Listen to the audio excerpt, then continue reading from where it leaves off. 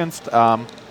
Plays Bayonetta for the entirety of Ultimate, and as you already said, someone who's fairly consistent in what he's doing with Bayonetta, but also on the other hand, someone with habits, I want to say. Like, Magerquark tends to start doing the same thing over and over again once he's in a situation where he's scared to lose something.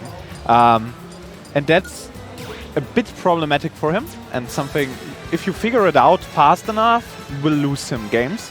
But on the other hand, he's improving very hard recently. So I think Magerquark is the clear favorite. If I had to bet on anyone, it would be Magerquark right here. Yeah, we will see. I mean, if Magerquark here can work around his issues, you know, that I'm pretty sure not only you are aware of, but he is as well. You know, on the other hand, of course, if Spezilist can recognize what if Magerquark is going into that pattern and exploit it there with the Robin, of course. The Robin has a lot of set play herself. Yeah, very much setups with those ladders. Right.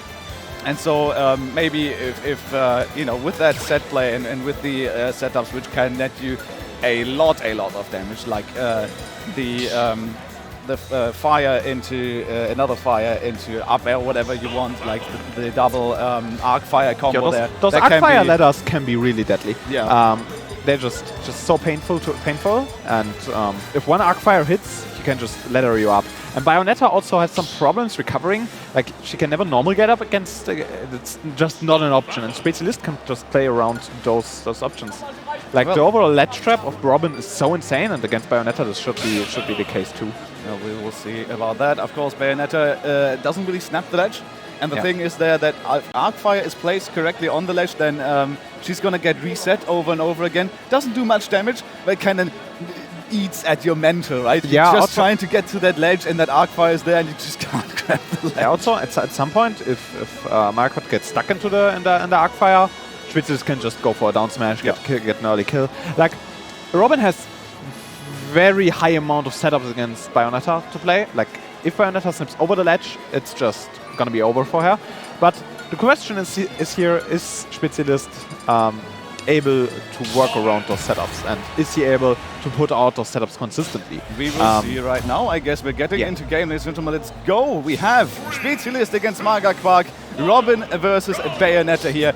Two local Germans here coming up against each other, and I'm really excited to see. We've talked a lot about Arcfire, but there's also, of course, more to Robin than this particular spell. We also have the Thunder, of course, which in every state, basically, can do a lot here against the Bayonetta. Yep. Yeah, on the other hand, like, Magerquark is supposed to work around those windows. Oh, very nice combo from Magerquark, and that's it! Very, very well played from Magerquark right there. And yeah, Magerquark has to work around those time frames and those windows where the 11th sword is down and where Spezilist is on his different sword, because that's a lot less range and a lot less damage for the Robin available. Exactly, we saw right there as well the down smash with the 11th sword there. One of the most confusing hitboxes in the game, in my humble opinion. But that's a high combo there from Magerquark that could have been absolutely deadly if Spezilist caught in more of that, because if you get a combo on that platform with the Bayonetta, she can kill you off guard, as you've seen in the first stop. There's gonna be huge those damage platform here. extensions are so insane from Magerquark. And like Robin is a character that has a really hard time getting out of those combo extensions. No really fast aerial options. Okay, I like the command grab there to kind of mix up Magerquark a bit and, you know, get some of those percent differentials back. There's another one there, something that Spezilist hasn't really been using a lot there in the first few minutes of this game, but he's now getting to it and adding another layer to what Spezilist is able to do here. And he's keeping track right now. Yeah. Adding another layer to your gameplay is always something that you should consider because the command grab is a really good move, but it's mainly a mix-up. Like, here comes the up tilt into down air, into back air, very nicely done from Magerquark, good conversion. And we see him hard punishing the Spezilist for going for those Arcfires. Like, Arcfire isn't essentially a neutral tool, and sometimes you should respect that.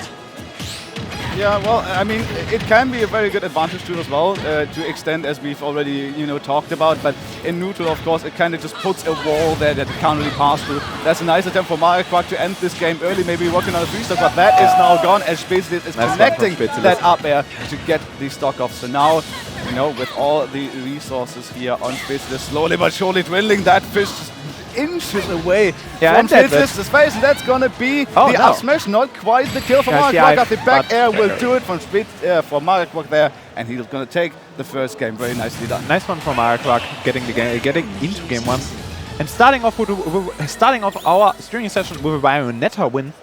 At least for the first game, Honestly, Magerquark was very good and consistent in his gameplay and his combos. Really hard punishing those Arcfire over commitments, because as I already said, Arcfire is not the best neutral tool, because it's fairly laggy for a move like this, especially if you compare it to something like maybe PK Fire, Holy Water maybe. Or Holy Water. Like, it's much more laggy than those moves.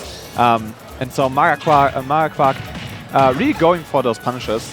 I really like this. I like this one. And not only that, but you have these options to slide under, right? Heel slide on the gun and all that stuff. If Magerquark gets the timing correct, he can just go under and take advantage of that huge ending lag there from Spezilist. But so far, here on the larger stage, Spezilist looking for that distance, although that was way too close there for Spezilist. If that combo connected a little bit more towards the top, that could have been the stock, but getting out of it here and still keeping alive. So let's see if we can find the distance once again. And there's the mix-up once again, as we talked about. Yeah, I like those mix-up, but Spezilist should be aware that he shouldn't go for those mix-up too often, because like then it stops being a mix-up and it's a staple in your gameplay.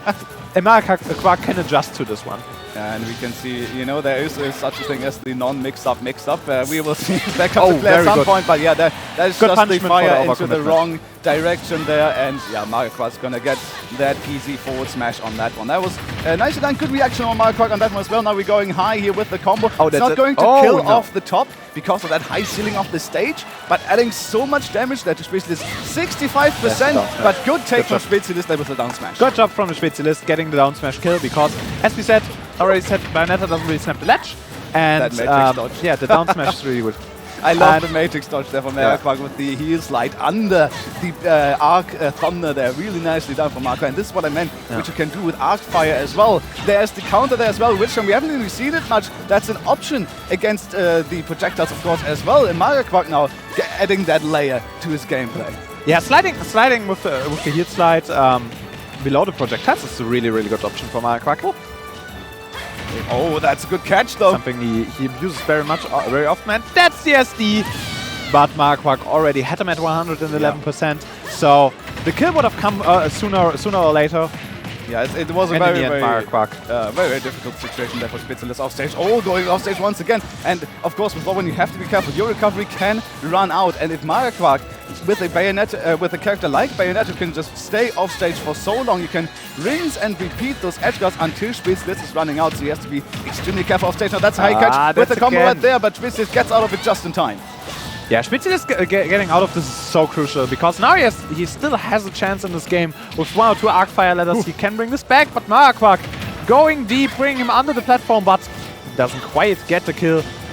But everything looks like a Magerquark victory right here. That's definitely looking rough here for Spezilist. Not yet out, but we'll see how he can capitalize on it. Okay, that's a good punish there.